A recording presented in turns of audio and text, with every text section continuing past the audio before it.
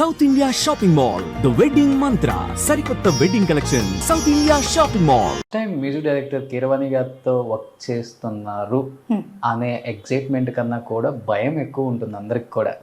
అప్పటికే ఆయన ఇలా ఉన్నారు, అది కూడా మీకు ఫస్ట్ సాంగ్. ఎలా అనిపించింది పాట పాడేటప్పుడు, ఆయన అలా ముందు కూర్చొని ఉన్నప్పుడు? టు బీ వెరీ ఫ్రాంక్, అప్పుడు చిన్నతనం కాబట్టి పెద్ద 18 years 19 years ఉంటాయి. అప్పుడు ఏం తెలియదు. సార్ చెప్తారు, మనం పాడడం అంతే తెలుసు. ఓకే, మంచి పేరు తెచ్చుకోవాలి, పాడాలి, మనం ఆయన అనుకున్నది మనం పాడాలి, ఇది మాత్రమే ఉండేది. కాన్సన్ట్రేషన్ మొత్తం, ఫోకస్ మొత్తం అదొకటే ఉండేది.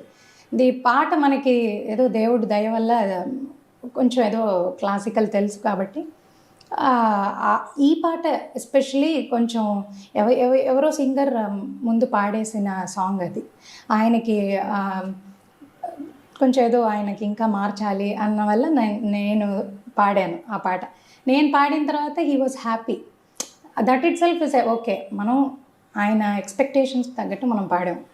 నాది ఇంకా మీరు ఇంకా క్లియర్గా వింటే తెలుస్తుంది. ఇంకా నాకు అంత ఓవర్ మెచ్యూర్డ్గా ఉండదు వాయిస్. చాలా చిన్న కొంచెం చైల్డిష్ వాయిస్ ఉంటుంది అందులో.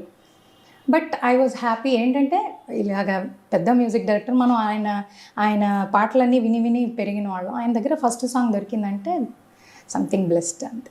మేడం, మీరు మాట్లాడినా కానీ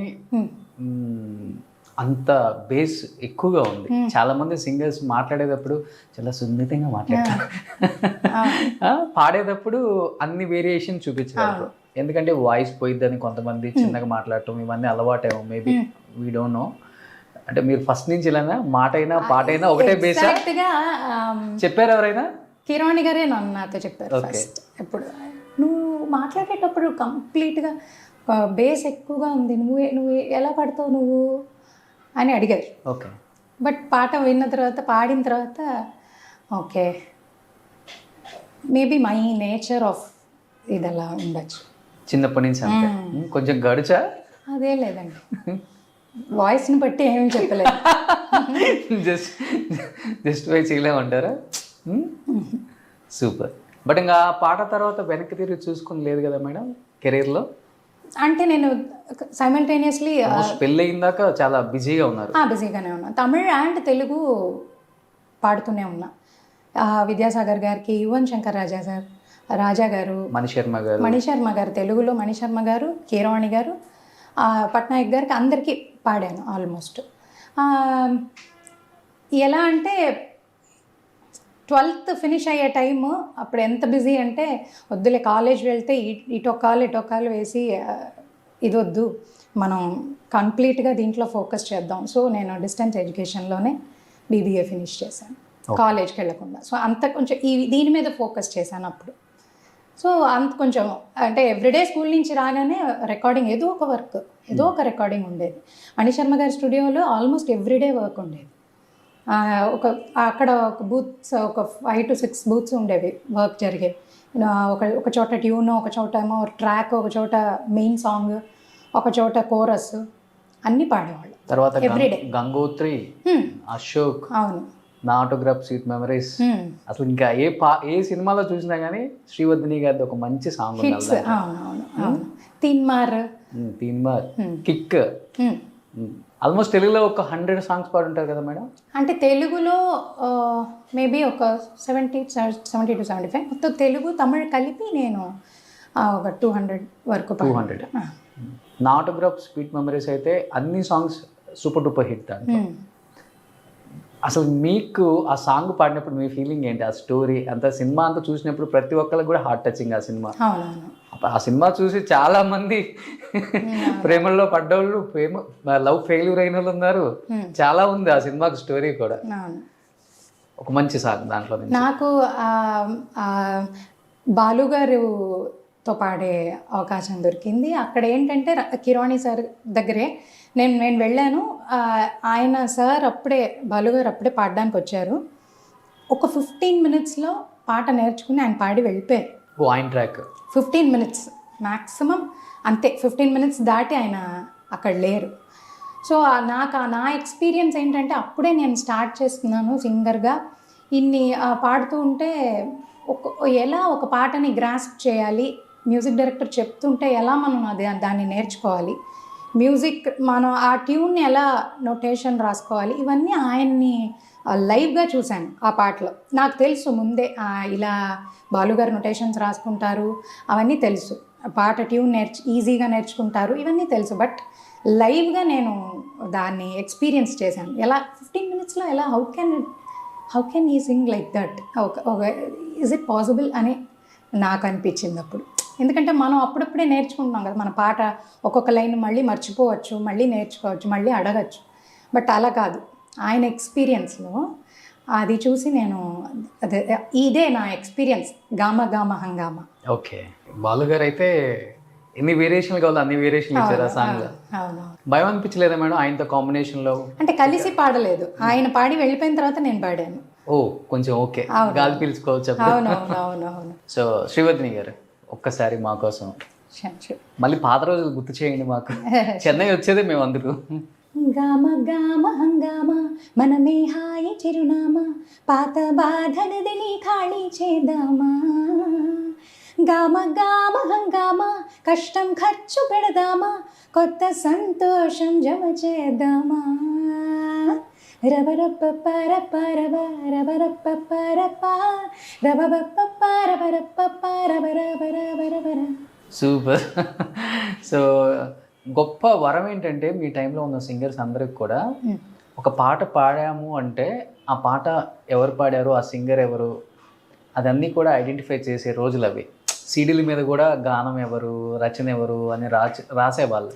ఇప్పుడు ఒక పాట పాడుతుంటే ఆ ట్రాక్స్ అన్నీ వచ్చిన తర్వాత మ్యూజిక్ యాడ్ చేసి ఇప్పుడు ఎవరు పాడినా కానీ ఆ మ్యూజిక్లో ఎవరు వాయిస్ కూడా అర్థం కాని రోజులు ఇప్పుడు ఇవి. కరెక్ట్. మేబీ మీరు చెప్పింది ఒక ఎలా చెప్పాలంటే, మాకు ముందు పాడిన వాళ్ళకి ఒక్కొక్క టోన్. ఇప్పుడు ఈ మెలడీ అంటే ఈవిడ ఒక 6-8 సాంగ్ పాడాలి, ఒక ర్యాష్ సాంగ్ అంటే ఒక వాయిస్, ఒక ఫోక్ అంటే ఒక వాయిస్, ఒక వెస్టర్న్ అంటే ఒక వాయిస్, అలాగ ఒక స్టైల్ ఆఫ్ సాంగ్స్ పాడుతూ ఉన్నారు. అవును, ఇప్పుడు మాకంటే ముందు సుశీల గారు, చిత్ర గారి ఆ టైం చెప్తున్నా. ఆ తర్వాత మేం పాడినప్పుడు ఇందులో కొంచెం చేంజ్, కొంచెం వర్సిటాలిటీ రావాలి, సింగర్స్ అన్ని టైప్స్ ఆఫ్ సాంగ్స్ పాడాలి అనేది ఉండినా కూడా మాకు పెద్ద సోషల్ మీడియా లేనందువలన మేము పాడింది ఎవరికి పెద్దగా మీరు చెప్పినట్టు, అండ్ మేబీ పేరుంది, మీరు చెప్పినట్టు పేర్లు కరెక్ట్గా శ్రీవర్ధని, ఓకే ఇది సింగర్ అన్నది పేర్లు ఉంటాయి. బట్ మా మొహాలు ఎవరికి తెలియదు, అది 100% ఇది మా ఫేసెస్ ఎవరికి తెలియదు. బట్ మీరు పాడిన అన్ని సాంగ్స్లో ఈ సాంగ్కి నాకు ది బెస్ట్ కాంప్లిమెంట్స్ వచ్చాయి. అన్ని మ్యూజిక్ డైరెక్టర్స్ దగ్గర నుంచి, హీరోస్ దగ్గర నుంచి, హీరోయిన్స్ దగ్గర నుంచి. అసలుకి ఇది నా లైఫ్లో టర్నింగ్ పాయింట్ అన్న పాట అంటే ఏమని చెప్తారు? టర్నింగ్ పాయింట్ అంటే నాకు తమిళ్లో ఆరారు ఆరిరారు అనే ఒక పాట, సురుత్తై. ఎస్ మ్యామ్, చాలా బాగుంటుంది అది. ఆ పాట టర్నింగ్ పాయింట్ అంటే, నేను 2006 నా మ్యారేజ్ అయింది. అయిన తర్వాత ఈ హీరోయిన్స్కే కాకుండా జనరల్గా మామూలుగా సింగర్స్కి కూడా ఓకే పెళ్ళి అయిపోయింది వీళ్ళు పాడరు అని వాళ్ళల్లో వాళ్ళు అజ్యూమ్ చేసుకుంటారు. అది మీకు కూడా ఉందా? వాళ్ళు అజ్యూమ్ చేసుకుంటారు అలాగా, డెఫినెట్గా. అది మనం చెప్పక్కర్లే, నేను ఎక్కడా చెప్పలే. అండ్ ఎవ్వరూ ఏమీ పాడకూడదని చెప్పలేదు, పాడనని చెప్పలేదు, ఏం జరగలే. బట్ జనరల్గా పెళ్ళి అయిన వెంటనే మా వాళ్ళల్లో వాళ్ళు అజ్యూమ్ చేసుకుని నేను ఒక 6 years నేను అసలు ఏ వరకు పాడలే, ఒక పాట కూడా పాడలేదు. అగైన్ ఒక వన్ ఫైన్ డే నాకు మళ్ళీ విద్యాసాగర్ గారి ఆఫీస్ నుంచి ఫోన్ వచ్చి, సార్ ప్రాక్టీస్ చేస్తున్నారా అని అడిగారు. సార్ అని మాకు ఇన్ఛార్జ్గా ఫోన్ చేస్తే నేను ప్రాక్టీస్ చేస్తున్నాను అని చెప్పిన తర్వాత అప్పుడు వెళ్ళి పాడిన పాటే ఈ ఆరారో ఆరిరారు. అది ఎంత మంచి పాట, ఎంత మంచి ట్యూన్ అంటే నేను 6 years పాడలేదు అన్న విషయాన్నే నేను మర్చిపోయాను. అది ఒక సింగర్ పాయింట్ ఆఫ్ వ్యూ నుంచి ఒక సోల్ సాటిస్ఫాక్షన్ వర్క్. మనం పాడుతున్నాం, దిస్ ఇస్ సంథింగ్ మనకి సాటిస్ఫైడ్గా ఉంది అనేలాంటి ఒక పాట అది. గ్రేట్, నిజంగా. అండ్ దానికి కాంప్లిమెంట్స్ అంటూ చూస్తే పాట ఒక పల్లవి ఒక 6 lines పాట. బట్ చిన్న పిల్లల దగ్గర నుంచి ఫ్యాన్స్, చిన్న పిల్లలు వాళ్ళకి ఏమి మనిషి ఎలా ఉన్నాం, లేకపోతే ఏంటి వాళ్ళ ఇది అని అవన్నీ చూడరు కదా. జనరల్గా పిల్లలకి ఏం తెలియదు కదండి. వాళ్ళకి పాట నచ్చితే బాగుంది, నాకు ఇష్టం అని చెప్తారు. అలాంటి ఫ్యాన్స్ చాలామంది మదర్స్ నా దగ్గర వచ్చి మా పిల్లాడు మీకు ఈ పాట లేకపోతే నిద్రపోడు అని చెప్తారు. చాలా ఇవాళకి కూడా. అది రిలీజ్ అయిన డేట్ 2012 ఇయర్. ఇప్పుడు కూడా నాకు అందరు 11 years. సో అదే ఆ పాట నాకు మళ్ళీ మీకు మళ్ళీ కంబ్యాక్ ఇచ్చిన definitely. ఒక సాంగ్ని ఒకసారి మా కోసం ప్లీజ్. తప్పకుండా. ఆరారు ఆరిరరు అంబులిక నేరివరు ತಾಯಾನ ತಾಯಿವರು ತಂಗರದ ತೇರಿವರು ಮುಚ್ಚಪಟ್ಟ ನೋವು ಮನೆ ಮುಚ್ಚಡಕ್ಕೆ ಮುತ್ತಮಿಟ್ಟೆ நிழலுப்பட்ட நோவு மನೆ நிலவடங்க முத்தமிட்டே தூங்காமணி விளக்கே தூங்காம தூங்க கண்ணே ஆசைகள் விளக்கே அசையாம தூங்க கண்ணே ஆராரோ ஆரிரரோ ஆரீரோ ஆரிரரோ ఓ. ఇంకో 10 years గ్యాప్ వచ్చి మళ్ళీ వచ్చి పాట పాడతారా శ్రీవర్ధిని గారు అంటే కూడా ఇలానే ఉంటుంది మీ voice. Thank you so much.